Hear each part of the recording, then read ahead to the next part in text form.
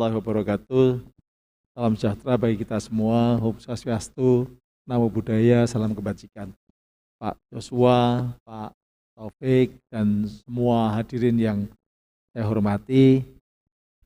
Ini mana ini punya saya nih? Tolong diklik. Belum masuk, Mas? Oke.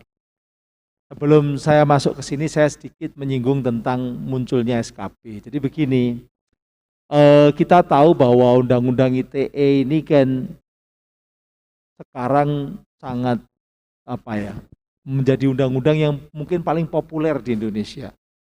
Kenapa paling populer?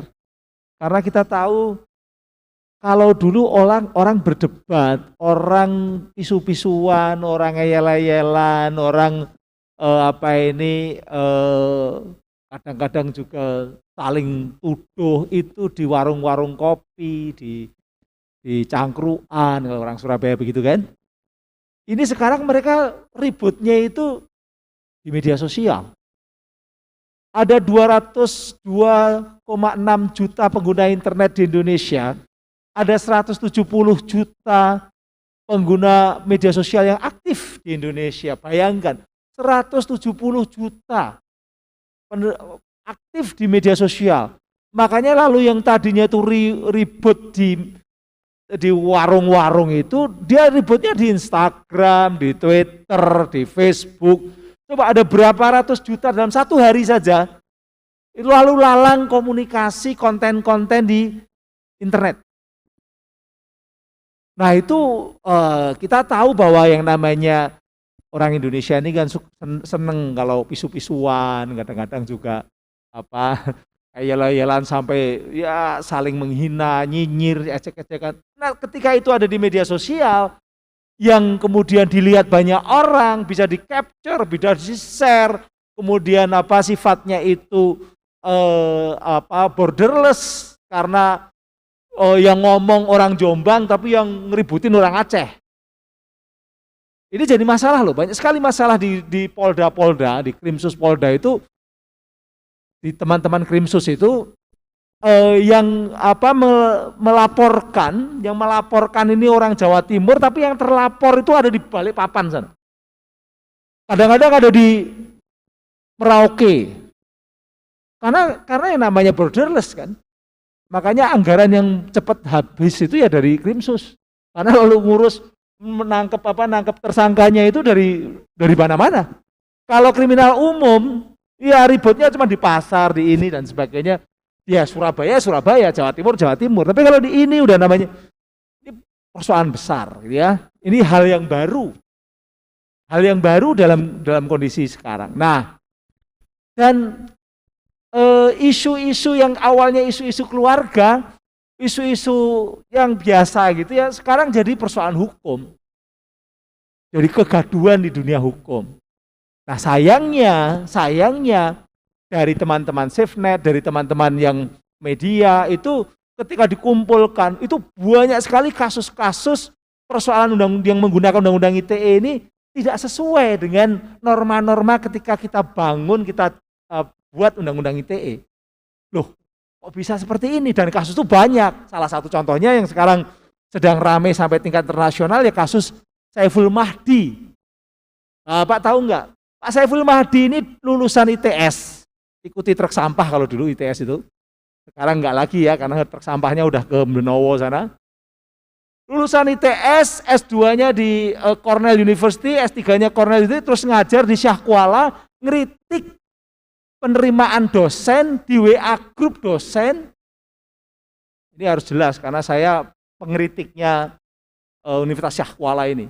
Ngeritik dosen, penerimaan dosen di WA grup, dia dikenakan pidana karena dianggap kritikannya itu hanya mengatakan innalillahi wa inna ilaihi raji'un, matinya akal sehat, adanya pimpinan fakultas begitu ya, disebutkan begitu yang determinasi korupsi, nggak jelas sebenarnya kata-katanya itu. Tapi masuk Undang-Undang ITE dan diputus dia sebagai melanggar pasal 27 ayat 3. Waktu itu saya diminta oleh teman-teman LBH untuk menjelaskan. Saya datang, saya adalah ketua panja revisi Undang-Undang ITE. Sekarang malah jadi ketua tim tadi, tim SKP. Di sana nggak dipercaya. Nggak dipercaya, saya jelaskan ini salah, ini nggak benar seperti ini. Nggak dipercaya. Dan polanya seperti itu. Banyak daerah-daerah itu yang tidak mau tahu bagaimana Undang-Undang ITE yang benarnya seperti apa, mereka nggak mau tahu. Sehingga lalu orang yang harusnya nggak kena Undang-Undang ITE. Akhirnya yang terjadi adalah Undang-Undang ITE ini dianggap sebagai draconian code. Undang-undang yang menakutkan. Apalagi berita-beritanya seperti itu, dosen-dosen juga nggak paham, juga berpendapat seperti itu.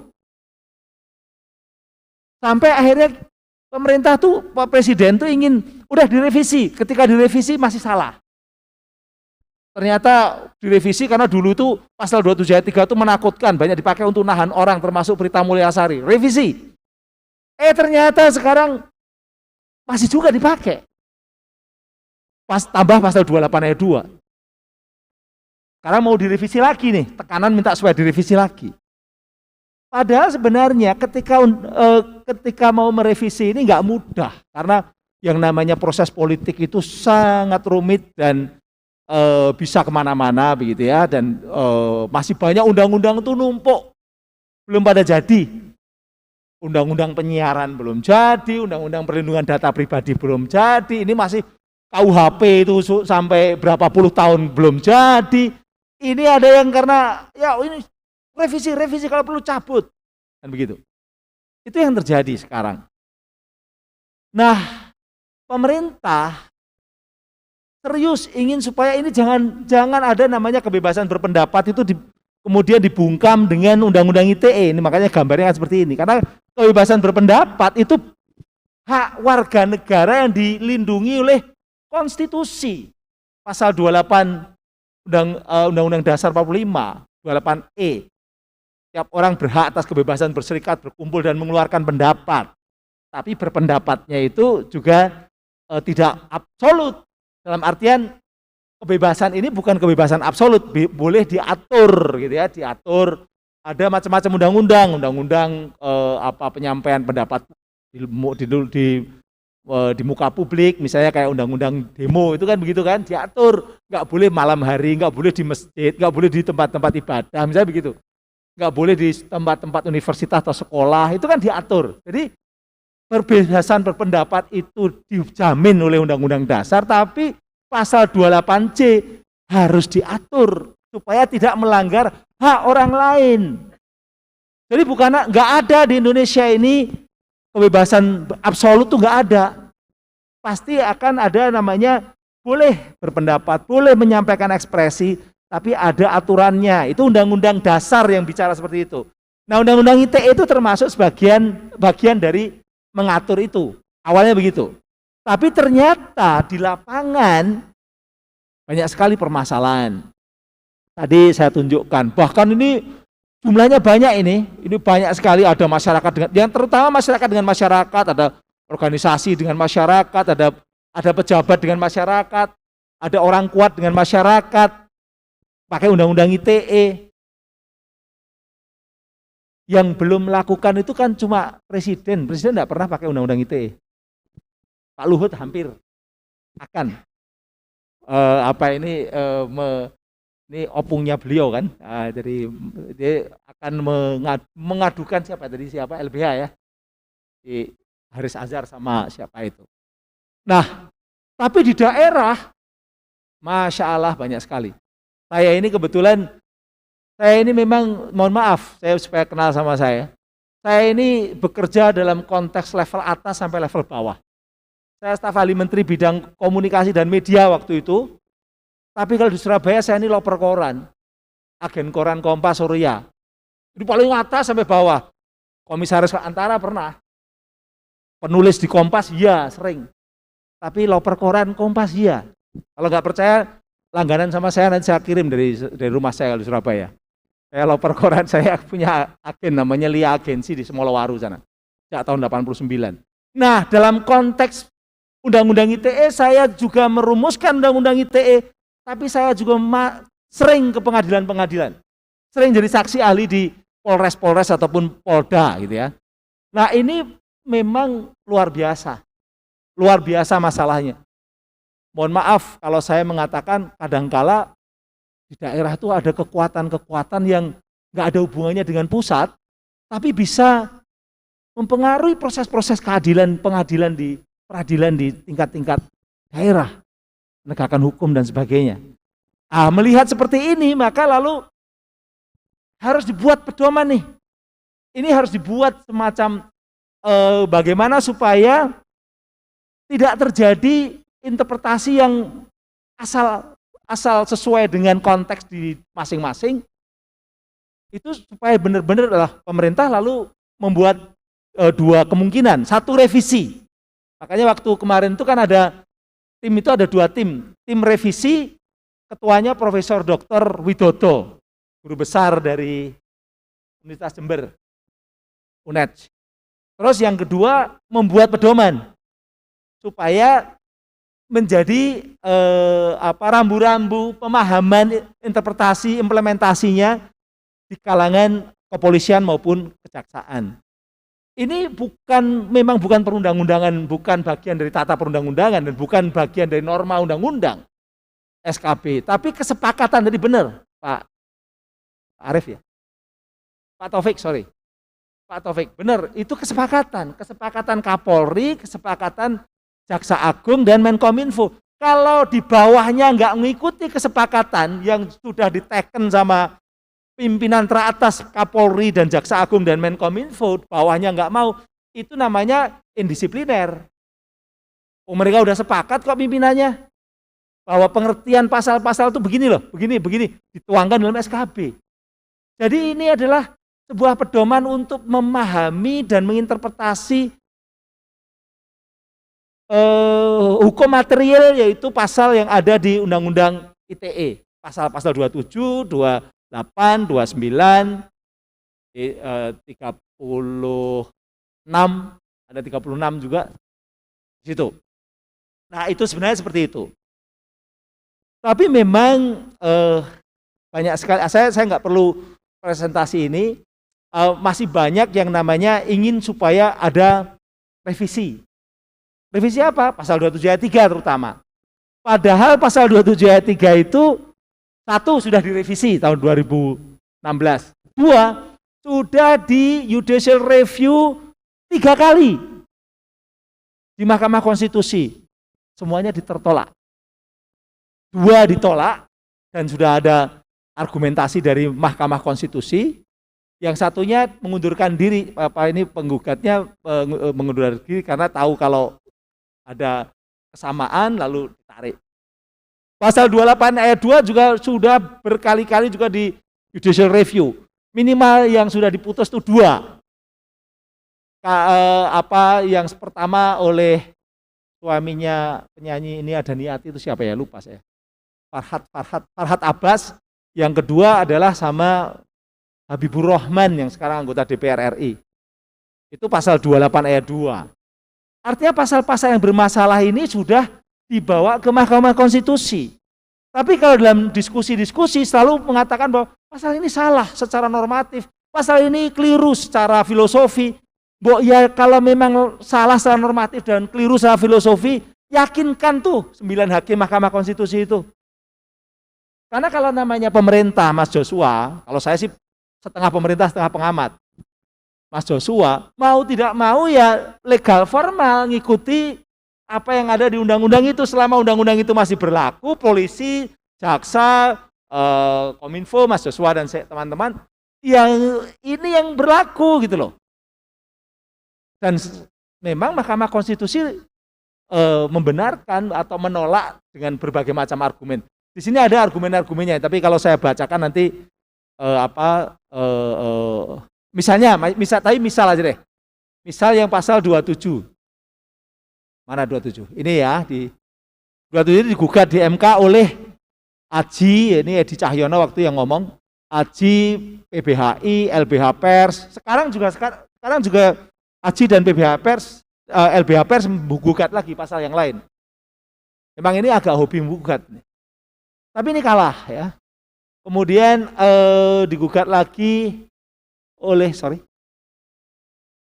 Nah, waktu itu MK memutuskan memenangkan pasal tersebut, memenangkan pasal AKUU sebagai pasal yang tidak bertentangan dengan Undang-Undang Dasar 45. Putusan MK menegaskan pentingnya pengertian pasal 27 ayat 3, merujuk pasal 310, 311 gitu. Lalu dia mengatakan tadi bahwa yang namanya menyebarkan tuduhan, ini kan menyebarkan tuduhan dan fitnah. Kenapa kenapa udah ada KUHP-nya, kenapa di ITE diulang lagi? Ini pasti seperti itu.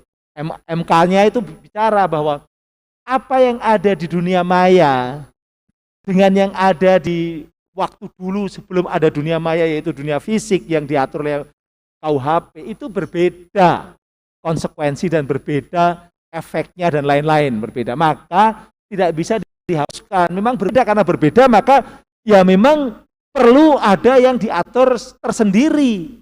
Walaupun nanti kalau sudah ada KUHP yang baru, bahwa KUHP baru itu nanti misalnya mengadopsi beberapa norma yang ada di Undang-Undang ITE dan di-mix dengan yang ada di KUHP yang lama, ya nggak apa-apa, selama normanya ada. Tapi kalau dihilangkan, karena memang kalau namanya misalnya memfitnah ya, kalau ini dihilangkan, menuduh, memfitnah. Menuduh di dunia maya itu memang borderless tadi. Dan bisa diulang-ulang. Efeknya cukup jangka panjang, karena apa? Karena kalau dunia fisik kan gone with the wind. Saya nuduh Mas Joshua di sini. Ya sudah, kalau dunia fisik nggak ada yang online, selesai hanya di sini. Ya udah, orang lupa-lupa.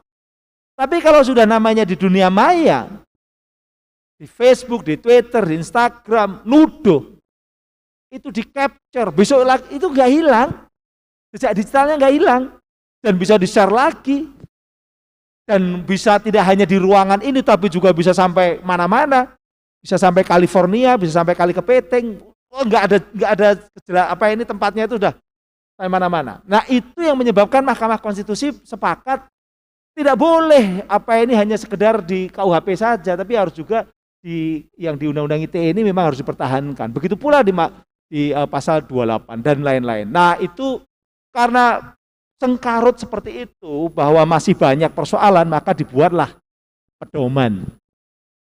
Pedoman yang tadi untuk pasal 27 itu seperti apa sih pengertian jelasnya, pasal 27 ayat 1, 27 ayat 2, 27 ayat 3, kemudian pasal 28, pasal 29. Tapi setelah pedoman dibuat, Mas, ternyata juga banyak nggak dia perhatikan juga. Jadi ini masalahnya ini normanya atau memang manusianya?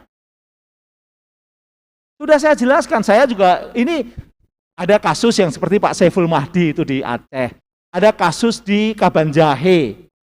Orang yang hanya sekedar tidak ada tuduhan, tapi kena tuduhan, dianggap menuduh. Tidak ada tuduhan, saya lihat tidak ada tuduhan, tidak nyebut nama lagi. Mau juga kena, padahal di pedoman sudah jelas-jelas disebutkan harus menyebut nama, naturalek person, identitasnya jelas, harus ada tuduhan. Ini nggak ada tuduhan, nggak nyebut, kena. Kemudian ini di Makassar juga ada, di Makassar ada, di Tanjung Balai Karimun ada. Tanjung Balai Karimun itu lebih susah lagi. Ada keluarga yang orang yang paling besar di keluarga itu dibunuh orang. Ketika ada pembunuhan seperti itu, nggak jelas pembunuh utamanya siapa. Jadi masalah kasus hukum pidana umum. Sanak keluarga ini mempertanyakan kenapa nggak dicari-cari nih pembunuh utamanya. Ngomongnya di Facebook, malah pada ditangkepin tuh. Malah ditangkepin, jadi masalah lagi. Padahal ini jelas, saya tunjukkan bahwa ngomong di Facebook pun dia ngomongnya itu cuman, sebenarnya bukan ngomong sendiri ya, cuma nge-share berita yang ada di pers. Kebetulan persnya itu juga aneh juga, udah memberitakan, dan itu pers yang resmi, tiba-tiba kemudian beberapa saat di-delete berita resminya itu, sudah terlanjur di-share sama keluarga tadi. Jadilah masalah Undang-Undang ITE. Banyak sekali. Nah itulah mengapa lalu dibuatkan pedoman. Nah ini yang justru jadi menarik untuk kita bincangkan. Pedoman ini harus diapain ini? Apakah harus kita sosialisasikan? Ini salah satu pagi ini kita mensosialisasikan pedoman. Tapi kalau kemudian nanti pedoman ini juga sulit, ya revisi. Cuman revisi itu nggak mudah. Revisi itu nggak mudah. Sekarang memang sudah masuk prolegnas ya Mas ya. Sudah masuk prolegnas. 1 harus masuk prolegnas 2 dulu. 2 nanti harus ada kesepakatan inisiatifnya dari mana? Dari pemerintah. Oke, dari pemerintah. Pemerintah juga harus membuat kesepakatan, ada kajian akademiknya. Kemudian juga nanti kalau udah di DPR juga nggak mudah karena antriannya juga banyak ya. Kemudian jadi itu bisa juga beragam. Nah makanya sebenarnya pedoman ini adalah upaya pemerintah untuk supaya persoalan undang-undang ITE yang seringkali ditarik-tarik dengan kasus-kasus di daerah itu, juga kadang-kadang juga di pusat, ya, itu supaya tidak lagi ditarik-tarik karena dibuatkan pedoman yang resmi, kesepakatan antara Kapolri, Jaksa Agung, dan Menkominfo. Bahkan Kapolri itu mengeluarkan surat edaran yang juga terkait dengan restoratif justice itu, tapi kemarin membuat lagi pedoman lagi. Saking semangatnya dan saking concernnya jangan sampai undang-undang ITE itu dipakai untuk secara salah, sampai buat lagi pedoman lagi. Baru saja keluar kira-kira seminggu yang lalu. Jaksa Agung juga buat pedoman. Itu. Nah, ini karena apa? Presiden punya concern juga terhadap undang-undang ITE ini. Karena apa? Ternyata memang undang-undang ITE ini ketika disalah tafsirkan di daerah ataupun di implementasi, seringkali menurunkan indeks demokrasi Indonesia. Dan itu disadari. Kasus Saiful Mahdi di Aceh itu jelas-jelas diberitakan di luar negeri bahwa indeks Indonesia jatuh turun, salah satunya karena kasus seorang dosen yang hanya mengkritik di WA Group, ngeritik ini penerimaan dosen baru, dipidana. Kan aneh. Saya bilang tadi sama Pak Dekan, Pak jangan sampai terjadi di UNER, malu-maluin. Di UNER, karena di UNER lebih keras kadang-kadang kalau di WA Group itu. Terutama saya yang kritik juga malah, nah mosok saya dipidana gara-gara undang-undang ITE, kan aneh juga. Nah kira-kira seperti itu ya, ini untuk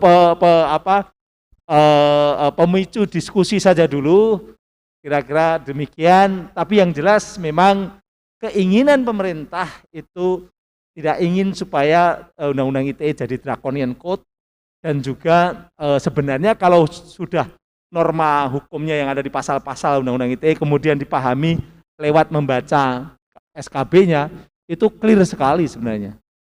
Dan persoalannya mau nggak dibaca dan mau nggak diterapkan. Kira-kira demikian. Wallahu muwaffiq ila aqwamit thoriq, itu untuk teman-teman NU. Tapi karena saya orang Muhammadiyah, wabillahi taufiq wal hidayah. Taqabbalallahu minna wa minkum. Fastabiqul khairat. Wassalamualaikum warahmatullahi wabarakatuh.